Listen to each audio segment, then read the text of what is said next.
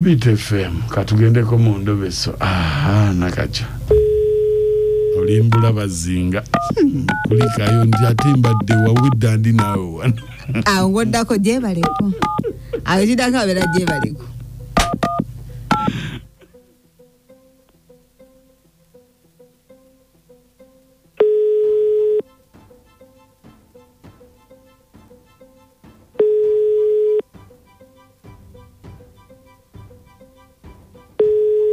Hello. Nyabo. Wange stable. Nze bampita Mukunja wa BTFM program sisimuka mu Endobeso wano kumacha. Mukunja.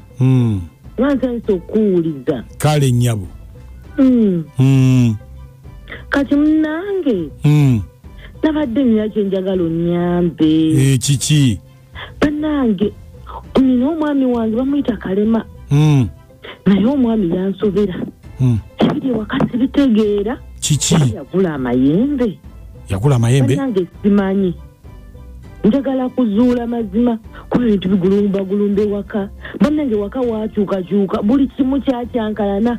Waliwo ebikuba ekiro. Omusajja ono alayika ayina kye yakola. Chichi. Alabika yagula amayembe kyenjagala okukakasa. Bamuyitani? Kalema. Kale, beerako ku simu tovaako. Banaye. Kimpitiriddeko. Chichi. Banaye. Tosobola na kikkiriza. Bingi. Kati gweyagala ku tumulobese tumanyi oba alina amayembe. Kale. Njagala mmanyi ekituufu oba alina kuba bannange ebikuba ekiro. Teziyinza kuba mmesi. Kakati omanyi? Onaayogerako naye? Sooka gweogere naye. Kale, beerako ku simu to. Onaamugyamu ekituufu. Beerako ku simu tovaako. Kale.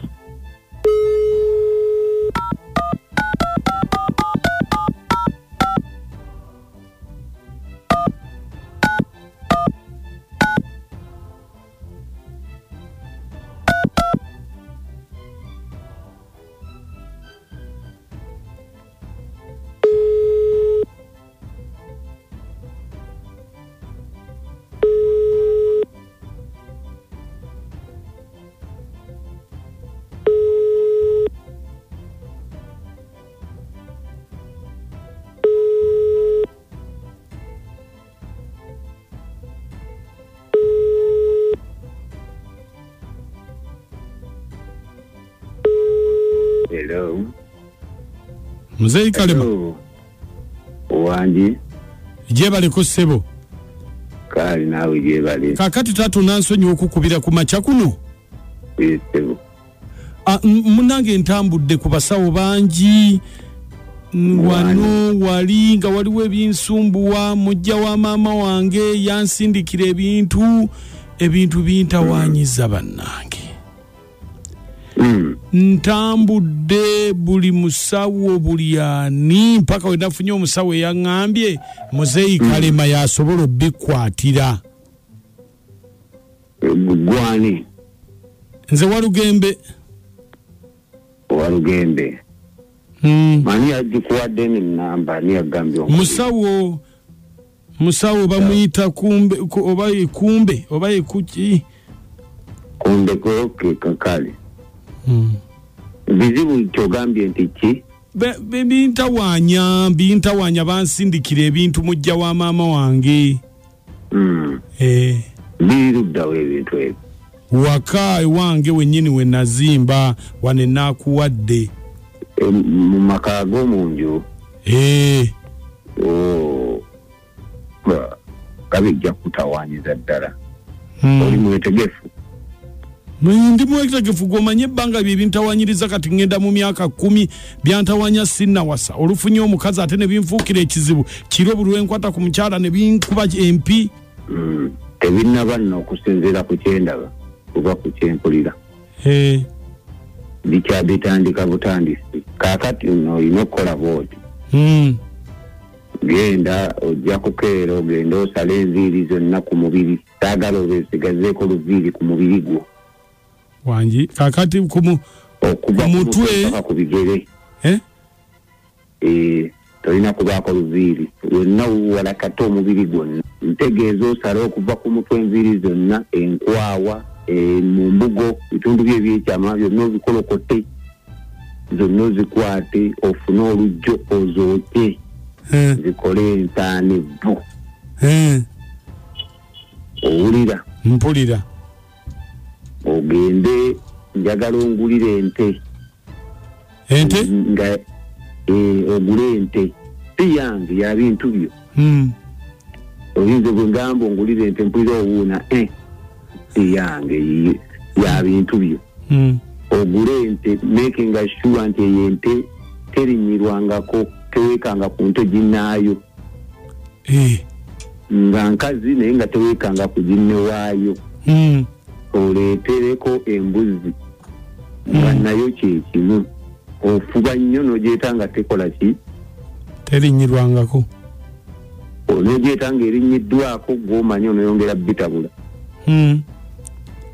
obireete n'ensaano y'enviiri ezo n'ebyoya byamu byonna obireete ensaano yonna ng'ewedde oteekeko omuzigo omuganda oteekeko akabaani bwonna bw'omala obbikuŋŋaanya onkubira essimu tulabeko kyetukola nga nkubira essimu kasita omala obbitegeka ebyo byonna ng'onkubira essimu nkubuulire ojje nkubuulire wendi wojje tujja tukola emikolo egyo tubitereeze ne muzeeyi kalema we bikutuganze toŋŋamba ate binaaba bitugannyoko oli musiru bitugwe jangu bikole nga bwegambye gwe lwaki olumanyira kale naye kakati muzeeyi wagula amayembe oli ku Beat FM mu Ndobeso oli mukuloga bantu wagula amayembe abantu mwe muzeeyi wabaaki oli mu Ndobeso ne Mukunja ku Beat FM Endobeso julidde bweto bwetambudde omwami agayika yagula biri oba yabigula watamale mirundi mukama yamanyi bitabuse okyogerako ki simu yaffe nzigule baba muzeeyi kaweddemu bamukutte lubona naye bannanga abantu balwaki batambulira mu mbeera eyo twala ante nambuzi Mukunja jjanjabwe ku Beat FM ekiyita buli ky'omuziki ekisinga Mukunja nakacha namoti yenze birungi ebuwambo naye Mukunja bambi mwami kalima kyo kitufu yagula amayembe anatera nakola sawa era omukyala yetegule bweteguzi amuddukeko nsigadde birungi ebuwambo natadduka ki amayembe gajja munoonya yonna gyali naawe amanya nze Haji Kasule Rashid ngambera kabuwa naye yo omusajja ajja gaggawala nnyo kubanga buli gw'anaatumanga ente n'amutwalira ng'ekiraala aweza ate taweekangako ginnaayo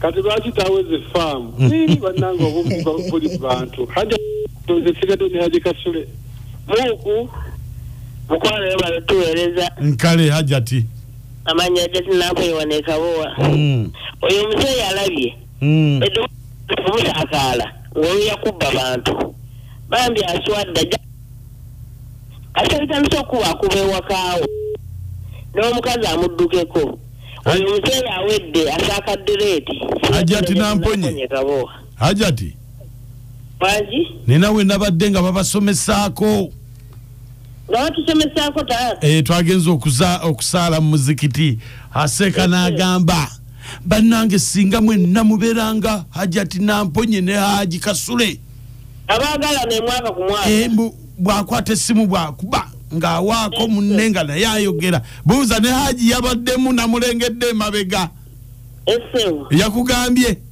omukwano gwatusuka bwe yalaba ku munne alaba kabereberi akasana mukazi watudduka misinde dduka ekibaba obusajja lwagula amayembe dduka nga teganaba nakusala dduka banne Mukama Katonda yenna agatta tagatta bw'ate entembeerera naye Mukama Katonda Uganda amalinde ekawuko